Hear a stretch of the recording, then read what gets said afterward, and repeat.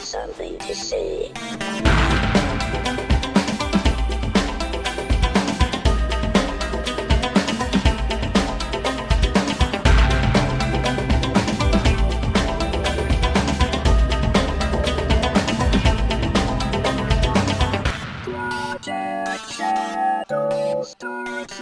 Hello everyone, and welcome to this episode of Project Shadow. My name's Charlie. You might know me better as sci-fi fantasy writer C.E. Dorset. Oh, Star Trek. What have you done? What have you done? Why? Okay, hi. Yeah, today it's Monday, which means we're going to be talking about Star Trek Discovery, which was a show that I was finally getting to a point of like, I think I can really get into this. And then this week's episode happened. It's titled Saints of Imperfection, which has absolutely nothing to do with the episode. Like, I could see you trying to justify that title based on things, but, it was basically named this because oopsie daisy, we shouldn't have done that, maybe, I don't know, here's a thing, reboot was a bit too long. So the basic plot of this episode is that Tilly has disappeared and they're going to get her back because reasons. And it's the episode that let me rephrase that. It starts out as the episode you expect after last week's Abel for Sharon. Yeah. We're going to spoiler town early. Usually I talk about these episodes a bit more before we get to spoilers. I can't do that today. I really can't. They did things. So, if you have yet to see Saints of Imperfection and you do not want to be spoiled about the events that take place in said episode, go watch it and then join me for the bewildered conversation that shall follow. Okay? Are you ready? Okay. So, if you're unaware, if you're new to the podcast and you don't know why I named this episode What Have You Done, Star Trek Part 2, if you go back in time, you'll notice that there's a first episode called What Have You Done, Star Trek? And while I am not going to take credit for anything, I will say I feel like this was an angry Facebook comment response to my podcast that I did. Okay. Where to start?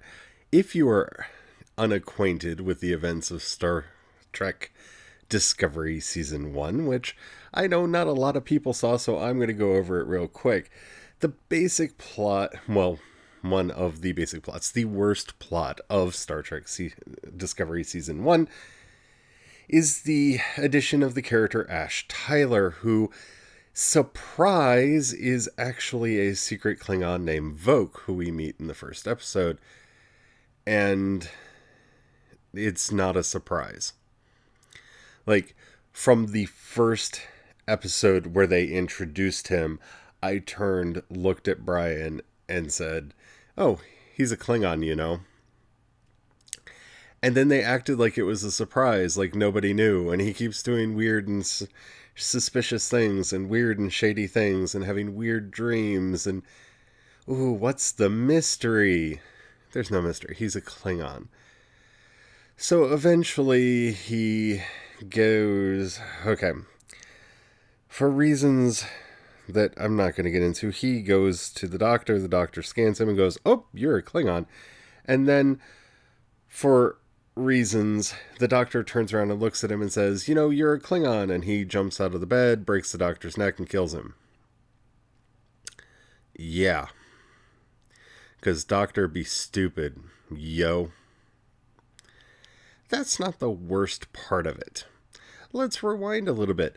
Star Trek Discovery is one of the most progressive new Star Treks in that it has a black female lead character, dun da da, which I have to say, Shaniqua Martin Green. I always want to say Michael because her character's name is Michael, but Shaniqua Martin Green, great actress, love her. I actually really like Michael Burnham. I have no fault with that character. But, oh, and here's the big one. They actually gave us a gay character. An out gay character. Not just an out gay character. They gave us two out gay characters. We have Paul Stamets, played by Anthony Rapp, and Dr. Hugh Culber, played by Wilson Cruz. And I love Wilson Cruz. You have no idea how much I love Wilson Cruz.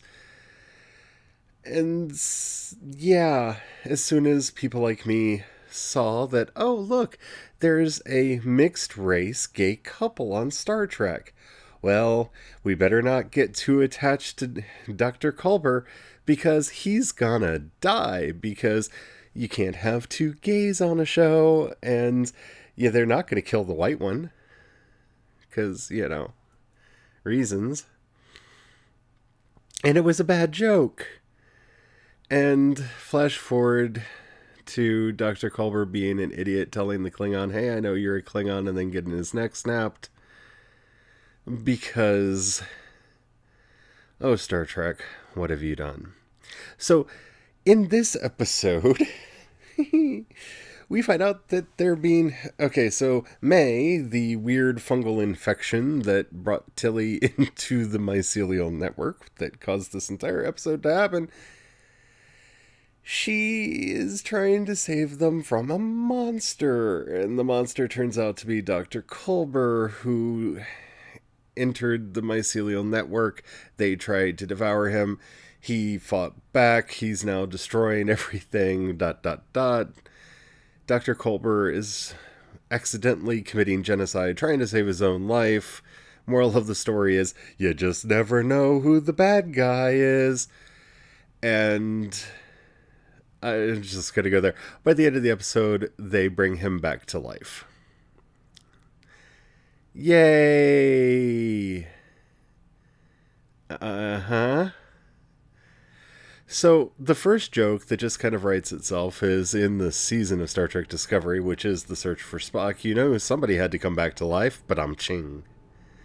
Because, in the Search for Spock movie, Spock's brought back to life by the Genesis planet.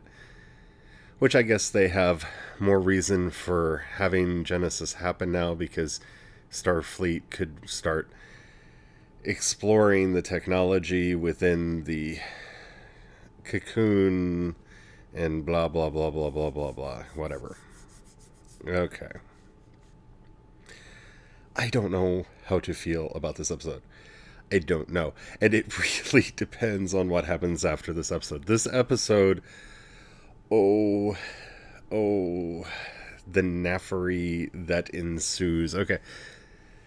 So, before I just do what I'm going to do and belabor the main point of the episode way too much, Michelle Yeoh returns as Emperor Giorgio for like 2 seconds because, I don't know, we just need her and Michael to do evil stare downs and to keep them from finding Spock for a little bit longer because, yeah, stretch the plot out. Okay, so that happens, and then everybody knows that Section 31's a thing, but at least by the time of Deep Space Nine, they'll forget, but at least right now, everybody knows it's a thing. So, okay, that happens, because she can just show them an insignia, and they go, ooh, you're Section 31, and da-da-da-da-da-da. And Section 31 decides they're going to send a liaison that's not going to be Michelle Yeoh, because that would be awesome. And, of course, Ash Tyler gets brought back onto the ship.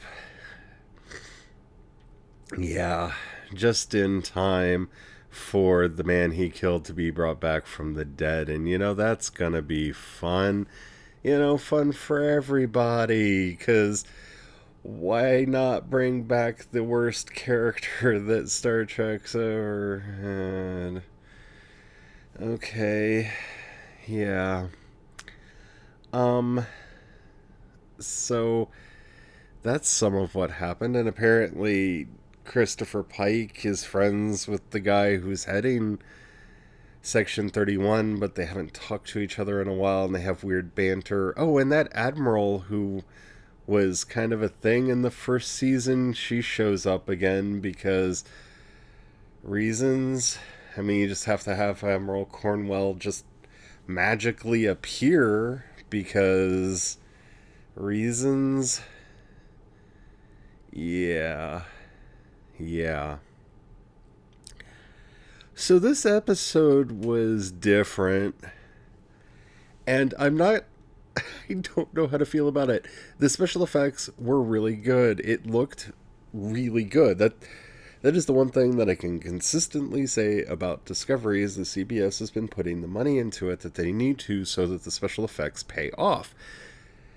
That they're good and they're entertaining and they're interesting and I like them. But story-wise, this episode, like at the very end of the episode, Emperor Giorgio contacts Michael just to be like, well, yeah, you and I want the same things. I'm not really a bad guy because I'm getting my own TV show. And Michael's like, but you're the Emperor. You're definitely a bad guy. And I'm sitting there going, yeah, but it's Michelle Yeoh, so I'll probably watch it because I'm that person. So look forward to that. I really... okay, so we watched the uncut, extended version of Crimes of Grindelwald the other day, and I'll be talking about that later this week, probably tomorrow. And I thought I was going to have a lot of complex, complicated things to say about that. And then we were like, well, Star Trek's been pretty good. Why don't we watch the new episode of Discovery? And then, okay. So, I am more, like, tossed up on my feelings about Discovery than I am about Crimes of Grindelwald. We'll talk about that another episode. And that's not how I felt that this would play out. This wasn't necessarily a bad episode. And I'm not saying that it was. It was, hopefully, one of the last times we're going to deal with the mycelial network because they just need to let that go. We'll talk about Culber in a little bit because I just don't know how to feel about that. This episode felt much more like an episode from season 1 than from season 2. And a lot of that had to do with, well, Ash Tyler's back, so the brooding is back, and we have to have our brooding, not quite a Klingon, not quite a man. Okay. And you can hear me. I'm just that, like, I put off recording this episode so I could go through my thoughts. And the problem is, and why I thought I would just go ahead and record, is the more I think about this episode, the more lost I am about it. Because visually, it worked. It had all of, like, from the perspective of a writer, all the beats are in the right place. The story hits all the moments that it needs to hit. It accomplishes several things that I believe that they set out to accomplish with this episode. And as such, it was successful. But the emotional range that they go through from, okay, Culber's not dead, to Culber is dead, to, oh no, we can save Culber, oh no, we can't save Culber, to, we saved him, in a very, like, it's very late in the episode when they reveal that the monster is Hugh. And So all of that has to happen very quickly, and it's jarring. Like, I knew Wilson Cruz was going to be on this episode, and I remembered back when, Stamets ran into him in the Mycelial Network last season, and I thought it was going to be something like that. I was spoiled about the fact that they brought him back prior to watching the episode, because that's how the internet works. It just, I don't know. Emotionally, this episode's a trip. But we'll talk about that a little bit more after the break. Okay, hi, we're back, and we're still talking about Star Trek Discovery because I love Star Trek and I can't help myself. It's a disease by this point. It's a fundamental compulsion that I have to do. Okay, so the problem that I had with them killing Hugh was not that they killed a character or that they killed a character played by an actor that I rather enjoyed, but that they fell squarely in the middle of a really horrible, destructive gay trope that, you can't have more than one gay. So if you have more than one gay, you're going to kill one of them. And it's probably going to be the one that has the most minority of the characters is the one that's going to die. So, for example, in Buffy, when it fell into this trope, the bisexual Willow, and yes, Willow, I'm sorry, she has an actual relationship with a man that she has emotions for, and then she has an emotional relationship with Tara. So she is apparently bisexual. Tara is a lesbian. Tara is the most minority character. Tara is the one who dies. See how that works? And we can go through just too many. This is such a common trope where you have to kill one of the gays. You have to. You have to. Gay love always leads to suffering, and of course, you got to kill one of the... And it didn't help that this season killed off several characters, primarily characters of color, and that's almost unavoidable. Like, you can almost forgive them that trope just because they had so many characters of color on the show. It would have been relatively difficult to kill a white character in season 1. And so that's progress, I guess. But to finally get not only a gay character on Star Trek, but to get a gay couple on Star Trek was huge. Especially for me, somebody who grew up watching the series and, wishing to see myself represented better than just Data, somebody who didn't fit in. Having said that, and you can always tell, where I'm coming from by my favorite characters, because they're always like Data or Odo or Phlox. The outsider who just doesn't fit in for some reason. But, so finally getting to see a gay character on Star Trek was huge. Getting to see 2 of them, huge. Having really good actors like Anthony Rapp and Wilson Cruz play them, huge. Really made me happy. To see them use this trope to summarily kill one of them in a useless plot that goes nowhere, that has no purpose, that serves no function on the show, was upsetting. Like, triply so. Because the whole Vogue storyline really didn't work. You can see them trying to clean that up in season 2, and hopefully we'll get past that at some point, because it didn't work. It didn't work. Don't do it, guys. Just don't do it. Yeah, it was a very upsetting thing in season 1. I don't know if it makes anything any better that they brought him back in season 2. Like, that's the weird thing about this, is I almost feel like this is an apology, right? Like, oh, we're sorry, we didn't realize that we fell for this obnoxious trope of, having two gay characters, so one obviously has to die, and having it be so obvious that, of course, the, gay person of color has to be the person that dies. So it almost feels like an apology. Almost.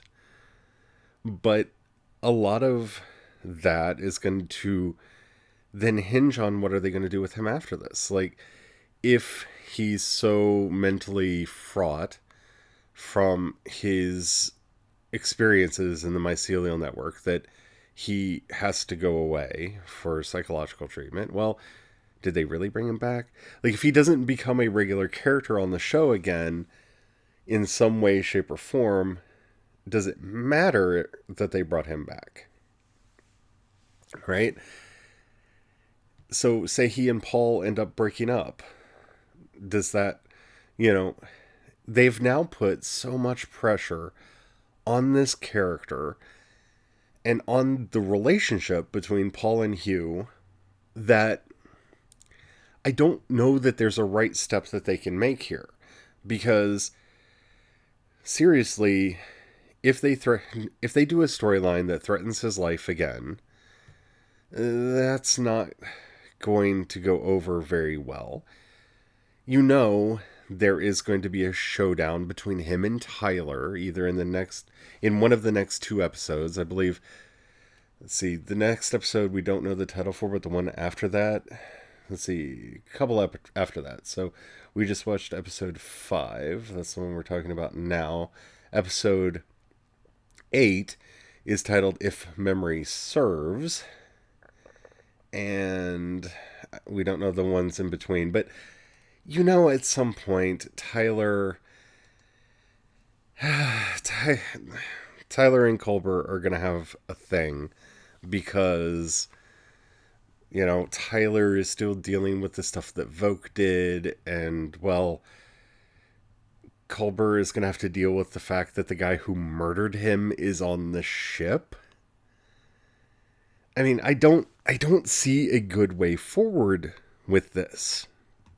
Now, I might get some emotional satisfaction if Culber ends up killing Tyler or attacking him or something, because, he's getting some of his own back, but you can't have him then get forgiven. So that's a way to get him off the show. And then, you know what I'm saying? I don't see how this ends well. I don't see a good solution to this. I don't see a way that they can use this character, this story in this way, and not have it mess up somehow. Because you can't, given the nature of Star Trek Discovery, you really can't give Stamets and Culber a happily ever after unless you just get rid of both characters and have them fly off into the sunset, never to be seen again, because this is not really a show of happy endings, which is something that I think they need to fix, because it's Star Trek and Star Trek should be more optimistic. But it does feel as though they're making a non-apology apology. Because in all of the surrounding media, the one thing that we have not gotten is Brian Fuller or any of the other people involved with the creation and operation of Star Trek Discovery to come out and say, they can even say accidentally, but we used a harmful LGBT trope in season 1. We're sorry. This is our way to try to make amends for that. No, they're just like, look, he's back. Isn't that exciting? He's back. You never know what's going to happen in Star Trek Discovery. And that's not it, man. Like, you're not hitting any of the right notes. And so it doesn't, well, it partially feels like an apology because they did bring him back to life. It doesn't feel like an apology because they're not apologizing. And I don't know that I necessarily want an apology because it's not going to mean anything. Because even if, pick a member of the cast or crew came out and said, we're sorry for this, right? Well, it still happened. And bringing him back from the dead doesn't change the fact that it happened. So, I instead of going on with our lives, instead of going on with the show that was working and really becoming a better show in season 2 than it was in season 1. It's a much better show in season 2 than it was in season 1. Though, I overall, I did like season 1. I feel like I keep having to say that because people want to say so many bad things, but it's an overall. Like, once you get to the big twist in season 1, the show works, and it's like, wow, okay, that was awesome, right? With the exception of the Vogue thing. The Vogue storyline just doesn't work at all. And the fact that they're continuing the Vogue storyline and hopefully finishing it off somehow so that it will go away. Oh, I just don't know. I was finally getting to a point where I was really getting into Discovery. Last episode, Abel for Sharon, I really liked. It moved me to tears. And that is amazing. My connection with the characters with Saru and Michael, and, it really solidified a lot of that. And then here comes this episode that brings back all of my mixed feelings and all of my, complicated emotions with the events of season 1. And it's like they hit reset on the relationship I have with the show. I would really like to know what your opinions are if you watched this episode, because I feel like it's progress in some ways. I feel like it's capitulation in others. And I feel like they just pulled off a band-aid off of a wound that hadn't quite healed. And now it's bleeding again slightly. Because now I'm just worried about what they're going to do with the character. And I don't know. I am left with so many mixed feelings from this episode. Well, that's Star Trek for this week. According to the schedule, there should be another one next week, so we'll see. Because the next episode is supposed to come out on the 21st. So, we'll see. I don't know. I really don't know. I would love to hear your thoughts and feelings on this, if you have any. It'd be nice to be able to put something in my head to figure out how to feel about all this.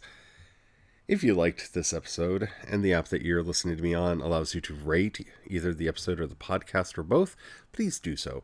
That helps out immensely. It tells the algorithm to share the podcast with more people, and the more people we have listening, the higher the likelihood someone will answer my question with how to feel about this episode, because I think we need a large group to have somebody with enough wisdom to understand how to see this. I mean, wow. Just wow. Oh, Star Trek, what have you done?